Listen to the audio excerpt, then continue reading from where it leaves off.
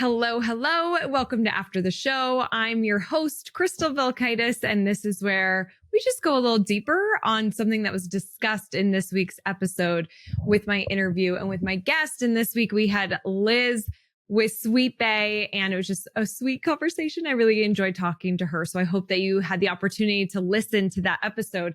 And something that Liz mentioned very briefly is she wants to bring in a younger customer into the store. She took over the store from her mom last year. And, her mom has owned this store for a while. And so her mom has these customers that have sort of aged with her. And so Liz is really looking at bringing in some of those newer customers, the younger customers. And it made me want to go deeper in this episode about some things that you could do in your store to really attract a younger generation. And so I wanted to specifically focus on Gen Z. Now, Gen Z is going to be 13 to 25, that age group. And, we say this on the show, if you want that mind share and wallet share, you need that screen share. And so posting to social and really connecting online is such a great way to connect with them. But I want to talk about some things that you could do in store. We know where we could find them. I talked about it last week, the platforms of where they are showing up on. But now let's talk about what we could do in store that would create moments for them to talk about on social, to talk about with their friends, things that they see on social media that they're looking forward to doing and experiencing themselves, so we can really connect to that younger audience. Some of these things could work for not just Gen Z, could work for the millennials, could work for the boomers, possibly, like just depending on who you're working with. But these are definitely more in line with that Gen Z younger audience group.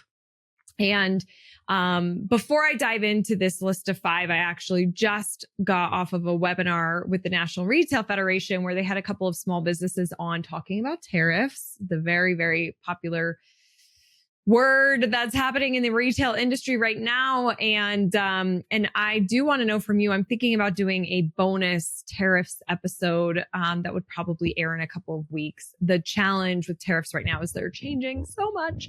But the one thing that I want to bring up from this episode or from the webinar that they just did was they asked these were small businesses, and one guy also was an importer. And they were asking for just some advice that you would give.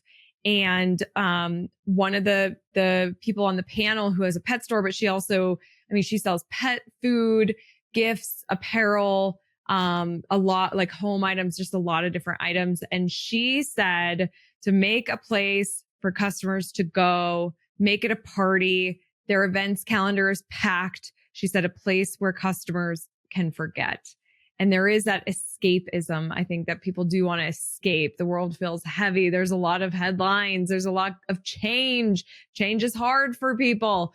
We're going to talk about that at Evolve. Change is hard. And so creating these events, creating these experiences are one of these ways that as small businesses, it can support us during this tariff situation that we are all adapting to. And so this is so in line with some of these fun ideas to connect with the Gen Z. So let's talk about them. Let's give people a place to go, things to do, to escape, to just forget, to connect with each other, and to go have some fun. So the first is that you can make your store a social media playground. This is where you have these Instagrammable moments, scenes, fun things that people can take pictures of, that can take selfies of, that can experience. It could be new ways of experiencing your product and your store and the building and the surrounding areas, like just really creating some of these cool interactive displays or adding in different textures, seasonal installations, things that just are very Instagrammable or very TikTok worthy that people would see and be like, I got to go there. It kind of makes me think of Meow Wolf. I don't know if you've ever been to one of those. There's several different locations. I've been to the one in Las Vegas, but I live in Colorado and I see a lot of TikTok content around the Meow Wolf in Denver and things to do in Denver. And when you have like creative things and different things and places where people like Gen Z can get content, they're going to go.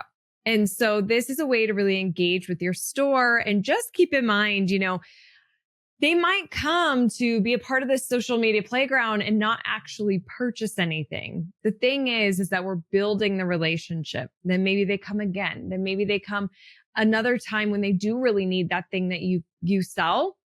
They really need it now. So they're going to choose you because a couple months ago, they were in your store, taking pictures with the fun display that you had, but didn't buy anything then. It's about the relationship building, plus all the pictures that they take, the content that they create, because you've created this playground for them. They're sharing that to their social, which somebody could come in and purchase from those posts. It's curating content for you. That saves you time, which could save you money. You don't have to create the content. They're creating the content for you.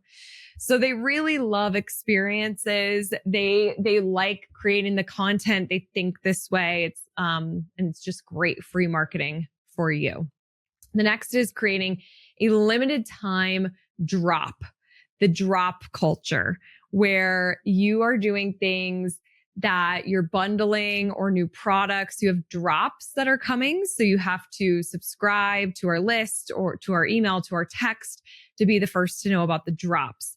And you see a lot of streetwear brands do this. Another brand that does this well is Gymshark.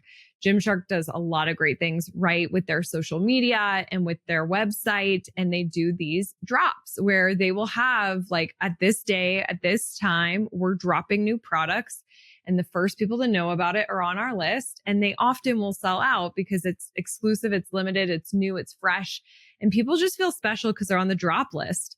I mean, simply by changing your email list name to something like that, if you're already doing something similar, but changing or adding a version of it that specifically has the drop, we're giving you these drops, that the Gen Z generation the Generation Z generation will resonate with that. They'll see it. They'll be like, I need to be a part of that. This store does drops. I need to be on the drop list, It's a really cool way for them to feel that exclusivity, to have some storytelling with your drops that you're giving, and just creates hype.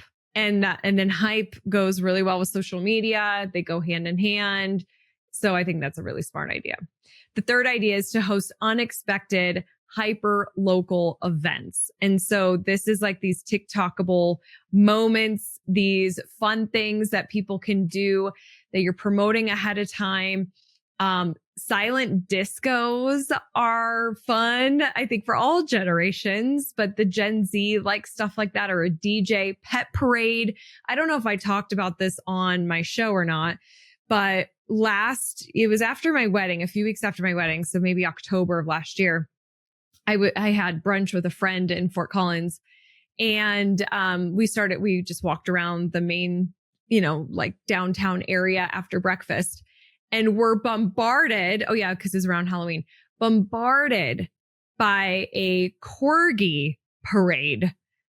I didn't see any communications about this because obviously I don't have a corgi. They're probably doing ads to people that have corgis, like Facebook ads, Instagram ads, whatever. The town knew that there was a corgi parade because they were everywhere. I could not believe. I was like, how do we have so many corgis living in Fort Collins?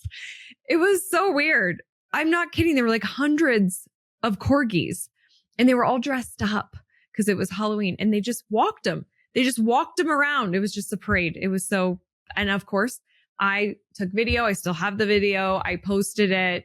You get talking about that as a store, if something like that's going on in your town. You could do some really fun things with that, like leverage it. Gen Z, they're going to love participating in that. They're going to love taking pictures of it. They also doing college nights. Some of these age groups are in college. Can you do something where you're connecting with the college? A TikTok dance contest, a talent show, like there's just something that could be fun. A meme making contest with your products, like caption this, think of those fun, creative things. They think like content. They just think differently. And so for them to come up with really fun content ideas for you, or to do some of the dances or the challenges, fun things like that in your store, and you're leading that, like this is brought to you by our store, really good brand visibility for you and to start building that relationship with this generation. These types of things, hyperlocal creates that FOMO because it expires, right? It's like, this is happening on this day. They want a place to hang out. People want something to do. So make it cool for the Gen Z. They will kind of become like your ambassador for your store, for that event. Like there's such opportunities with that. And speaking of creating an ambassador, my fourth tip is building a creator program for your local Gen Zs. And so, you could call this our ambassador program, but I would probably call it something cooler for the Gen Zs. You could have 5 to 10 of them that you're recruiting, and they become like your content creators, your, viral sales soldiers, your street team. That could be more fun. I could totally see like a Gen Zs wanting to be a part of the local shop's street team. Maybe they get t-shirts or, water bottle or something cool. And they're like the store insiders. They can get early access to things. They can get the swag, like I said. They could have store credit in exchange for regular social media content and feedback. Ask them questions about your product. Ask them questions about events that you run, offers, emails, your social. Get their feedback. Is this resonating with you? Well, what else would you want to see? What do you and your friends want to do on the weekends? Would you guys come hang out at our store? Like, how could we really connect with you and your friends? We really want to build relationships with you. What can we do? I think that this is such a great way. I talk about forums and mastermind groups and surveying your customers. But if you had like more of a street team where they're more involved, like they're really knowing your product and your store and can give feedback, that would be great.